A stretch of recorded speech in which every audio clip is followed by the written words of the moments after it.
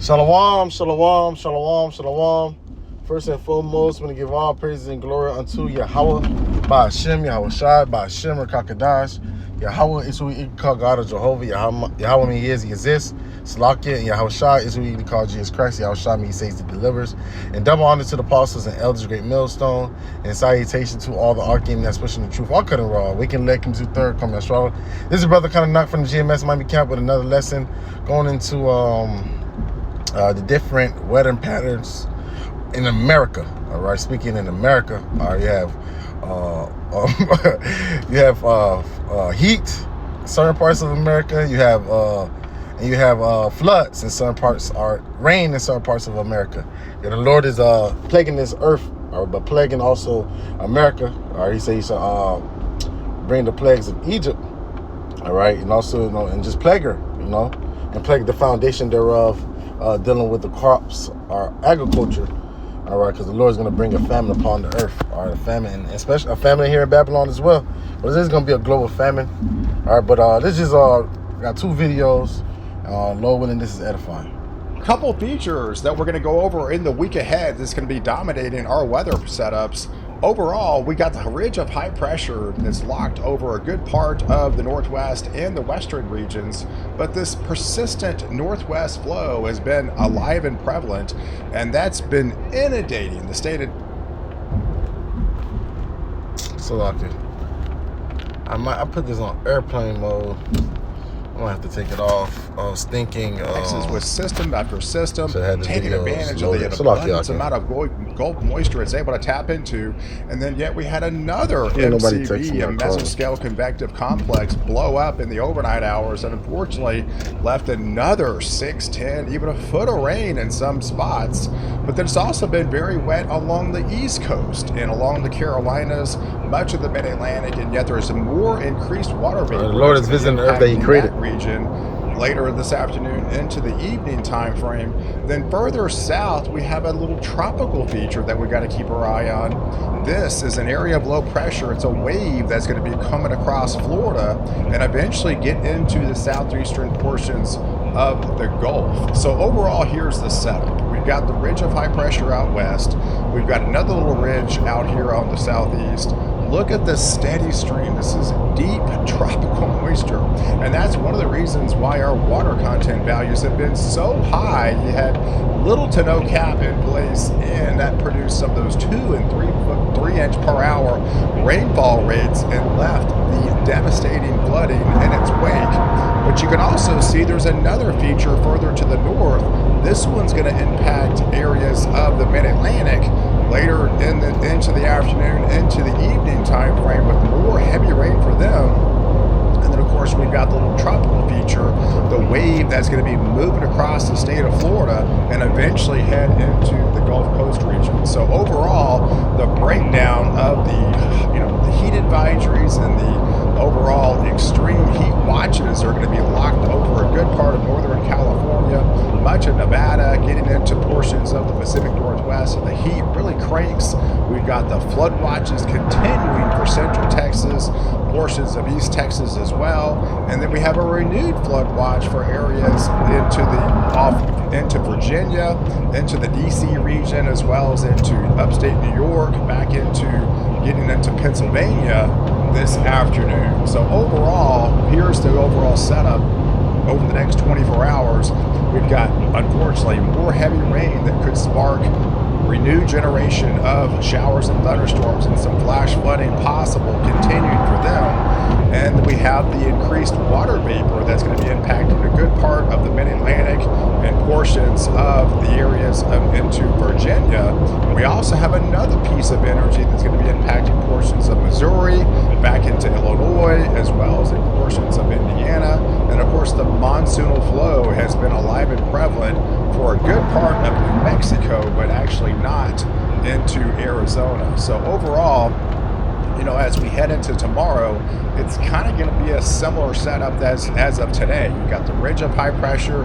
There is the weakness underneath with all the cloud cover out of the southern plains, keeping the temperatures below average and really unsettled for them.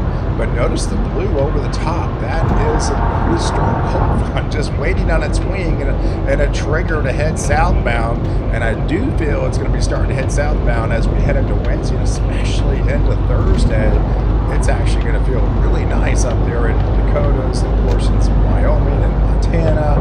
But overall, the setup as we head into tomorrow afternoon, heading into Tuesday afternoon, there is the tropical wave moving across Florida. We've got some heavier rains. It's going to be impacting a good part of Florida, especially into central and southern Florida. That's where the northwest flow is kind of stops with those cool fronts, if you will. And then, of course, we'll be watching that stronger cold front that will be pressing southbound. But overall, we've got the same persistent setup for today, tomorrow, really into Tuesday, as that tropical feature will be moving across Florida with those heavier flash flooding events. We have the abundance amount of rain that's going to be impacting the East Coast. We should have those flood watches likely to continue. And then the northwest flow will be alive and prevalent again, probably the last day for the deep south. And so you still have another 2 days to contend with as you heat it up in the afternoon, producing those showers and thunderstorms that could turn into some flash flooding producers. But overall, as the tropics goes, there is the wave. Now, of course, the Climate Prediction Center has been talking about this for the last 7 days, hinting at that July 16th through the 22nd time frame of something to develop. And sure enough, the National Hurricane Center came out yesterday, put out a 20% probability. We're getting a little bit closer to that range, and that's becoming a little bit more verification on most of the models and the ensembles. So the National Hurricane Center went ahead and put out a 20% probability of that wave coming across and trying to develop. If you want to continue to watch that video, you can watch that video. There's another video. This one, there is a massive Firenado. We are looking for gamers who want to learn how to become video game testers, designers, and programmers. If any of these. But I mean, brother used to always say that a fire tornado and see it come to pass. Call her limelight by Shemal Shai.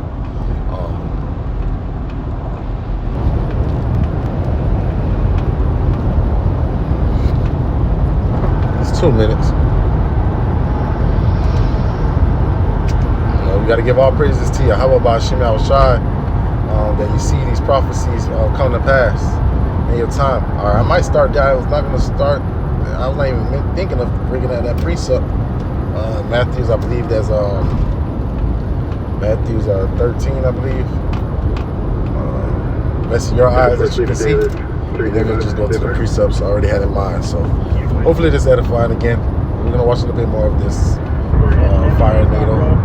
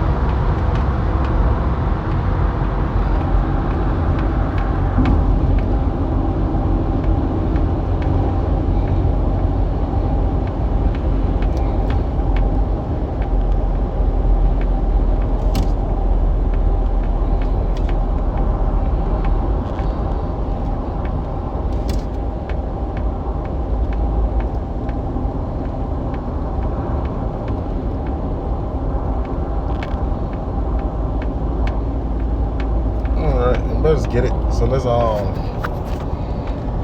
to scriptures. Have that ready. Have these two ready. That one ready too. So alright. I'm gonna start at Matthew 13. That came in my mind. Bless your eyes that you can see. Alright. Like I said, the ancient prophets wanted to see these things. So for you to see it, hey, call long life by Shemal Shai. So let's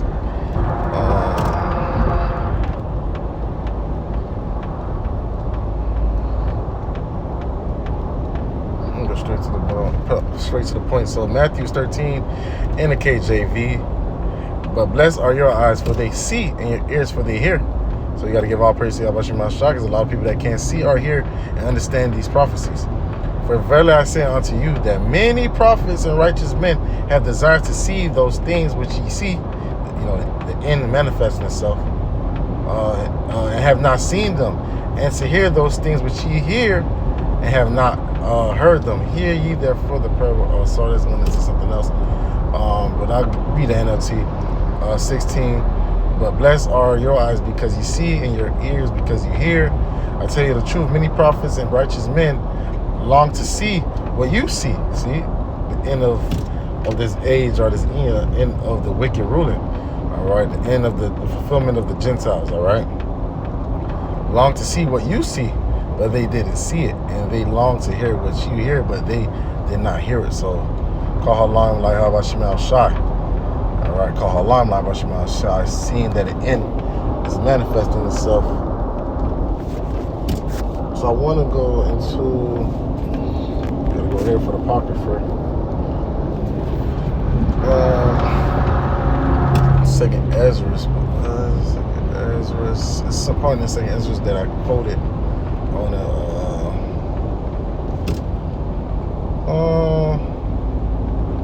Second Ezra 9. I'm gonna jump around too. Then I should understand that it is the very same time where the heights will begin to visit the world he made. And we know he visited the world through different type of tempests. I'm gonna bring out the precept soon for it. I'm gonna jump down. The point that I want is